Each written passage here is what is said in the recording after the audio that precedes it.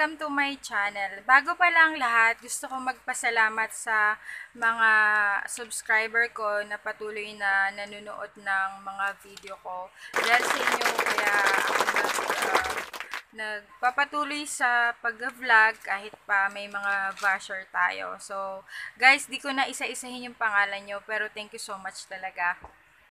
So, karamihan sa mga vlogger ngayon, ang pa-Q&A nila is about love life at sa mga sarili nila. Pero sa akin, wag na. Boring naman.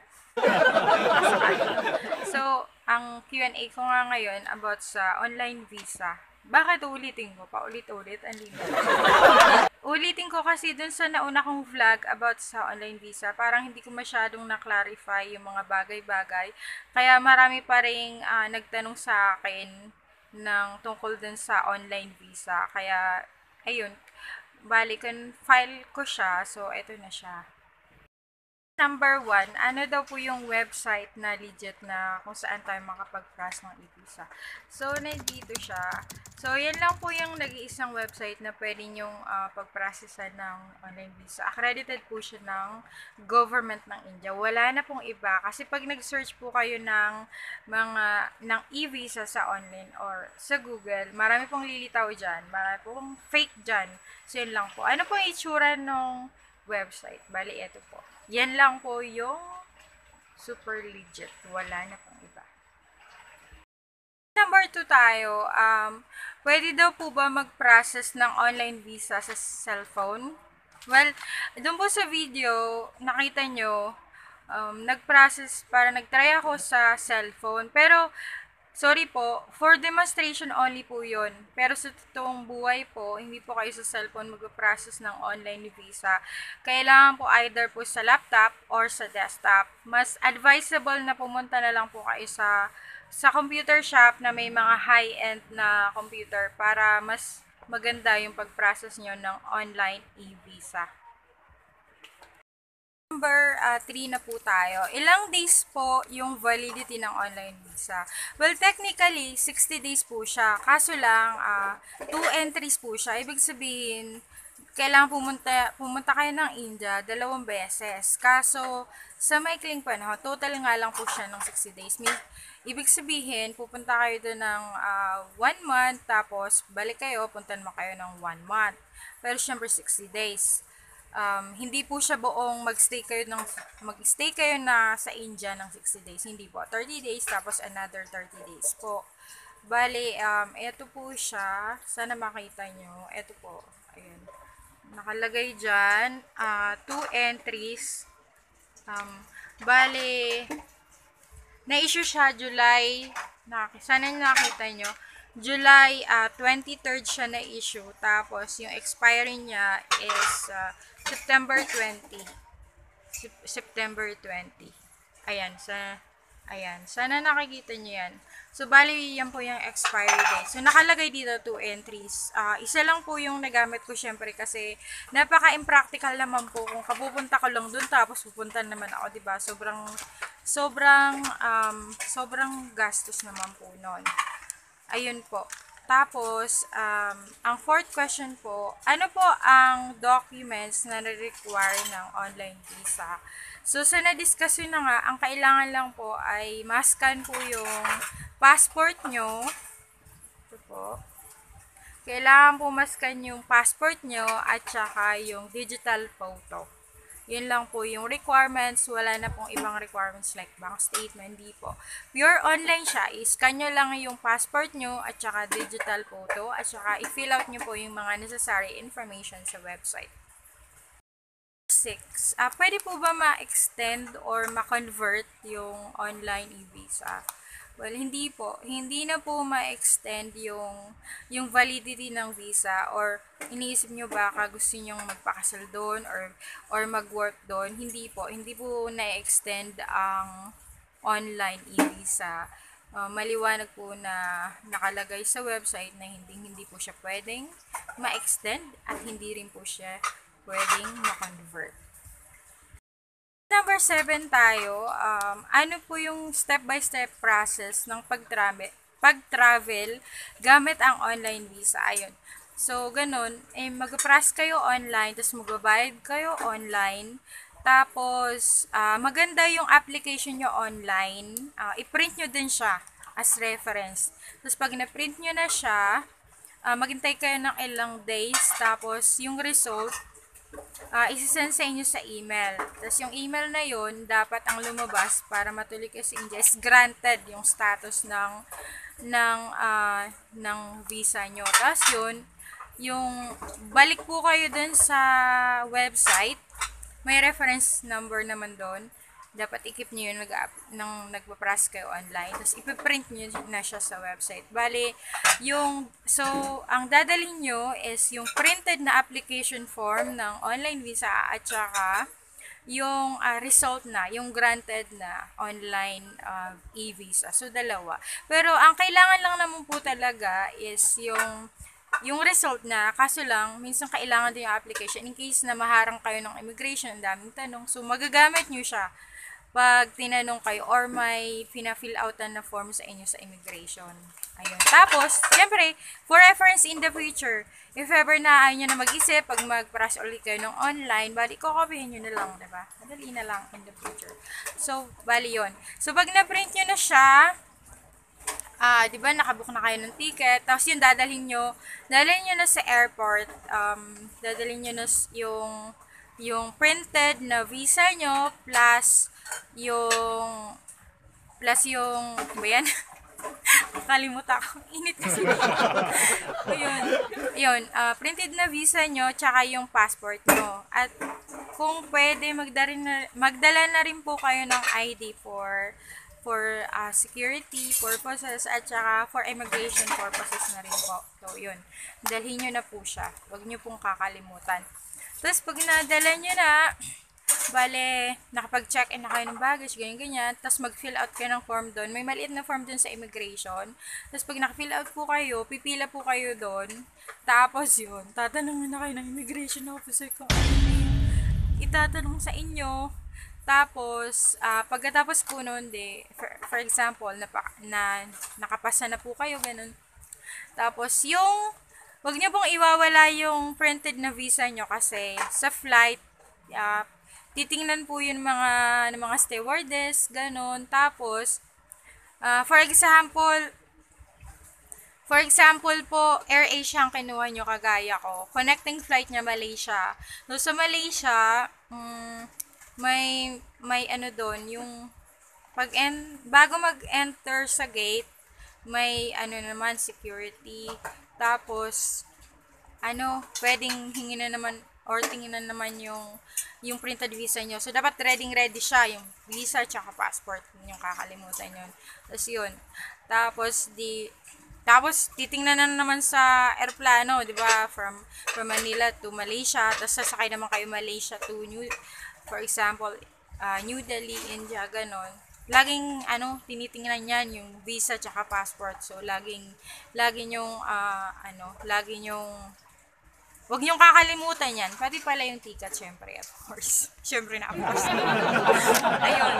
Tapos, pagdating nyo po ng India, may pilahan po doon. 2 pila po yun. Meron pong pila sa regular visa, tsaka meron din pong pila sa online e-visa. So, sa pagkakaalala ko, bandang dulo po yung mga e-visa na pila. Pagdating nyo po doon, titingnan po yung passport nyo, yung printed na visa, tapos may biometrics. Ano tong biometrics? Wala, yung parang sa NBA lang po, yung mga fingers nyo itatatak dun sa tapos may pirmahan kayo, tapos tatatakan po yung passport nyo. So, yung pala, napaka-importante po ng stamp So, going back pala, halimbawa nasa immigration kayo, dapat yung passport nyo matatakan ng immigration bago kayo pumunta dun sa gate, diba? So, yun, natatakan na, tapos dumating na kayo sa India, sa pilahan ng e-visa, tatatakan na naman siya. Napaka-importante po nun. Tapos, pagbalik nyo, tatatakan na naman siya ng immigration ng India. Tapos, pagbalik nyo ng Pinas, tatatakan naman siya. So, importante po yung mga stamp sa passport nyo. Napaka-importante yun. Ayun. Doon na po tayo sa next question. question. Marami po bang tanong sa immigration? Well, depende po sa situation nyo. Kasi ako dati, first time ko mag-travel. At saka mag-isa pa ako. Tapos medyo malayo pa. Tapos babae pa tayo. Kaya marami talagang tanong sila. Kaya mas okay po na mag-travel kayo ng grupo or may kasama kayo. Or, yung iba, may mga agency, travel agency. Pero mas mapapamahal kayo. Kaya, nag-go na lang ako sa solo na walang agency para mas mahal. Question number 9 na tayo. Ang tanong dito, pwede po bang ma-deny ang online visa? Sabi ko, lagi kong sinasabi, madali lang siya, diba? Pero may posibilidad po ma-deny. Ano mga cases po? Kung mali-mali po yung information na nilagay nyo sa online. Kaya mas maganda po na pag nagparas kayo, wag po kayo magmadali.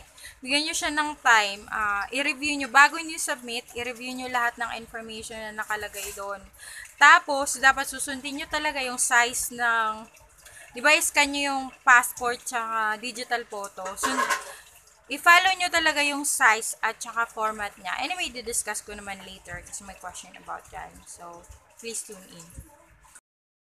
Question number 10. Ilang days po ang approval ng visa?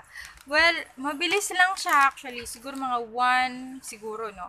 Hindi, kaya ako sinasabing siguro kasi may minimum tsaka maximum. So, 1 business days to 1 week. Pero hindi na siya abot ng 1 week eh. Kasi yung sa akin, mga lang siya 2 business days lang siya. Na-receive ko na agad yung email. Mabilis lang. Pag online, parang hindi siya abot talaga ng 1 week. Ma-deny or ma-approve na agad kayo. Ganun siya kabilis kasi online lang siya. Sa question number 11. So, ilang beses po pwede kumuha ng online visa? Well, pwede po tayo kumuha ng online visa twice within 1 calendar year.